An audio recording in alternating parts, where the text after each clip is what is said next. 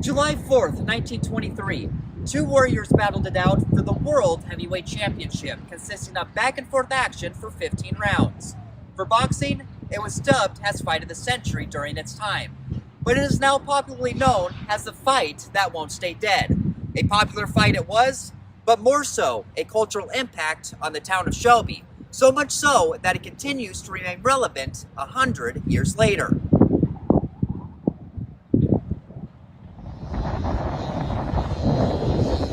As the wind howls over Champions Park, there is nothing but silence, leaving an eerie presence to what occurred. But no one would ever have thought that history would be so alive as it is today. In the 1920s, Shelby was nothing more than a fledgling town of just several hundred people, an economy left in shambles. During this unfaithful time is where an opportunity that one can only dream of presented itself. Heavyweight champion Jack Dempsey, known to be an iconic boxing legend to this day, defended his title against challenger Tommy Gibbons. Thinking patriotism would play a part in the promotion, the city chose the 4th of July for the date of the fight.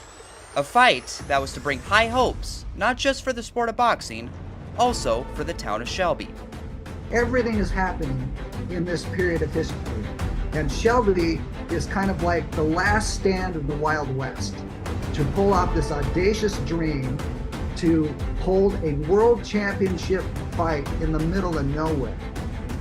And they pull it off. It's one of the most panoramic, kaleidoscopic stories you've ever heard.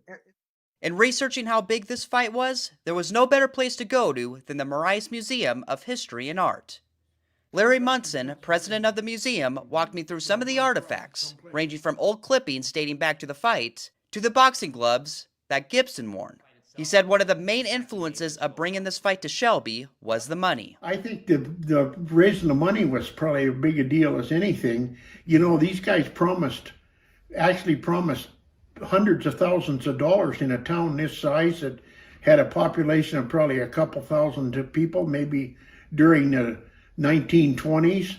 Oil was just discovered up here the year before up in the Kevin Sunburst field, and there was a couple of promoters decided they better have a fight. While the fight went the full 15 rounds with Dempsey retaining his title, some would say the event was a KO for the town, with 4 banks going bankrupt and the town's future vanishing before their eyes, from hopeful to hopelessness.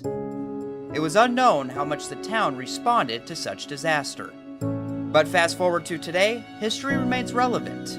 A month away from the 100th anniversary, Shelby will not only celebrate Independence Day, but they will remember a day where one of the biggest sporting events ever was hosted. A day where history changed a community. In Shelby, Cade Mentor, MTN News.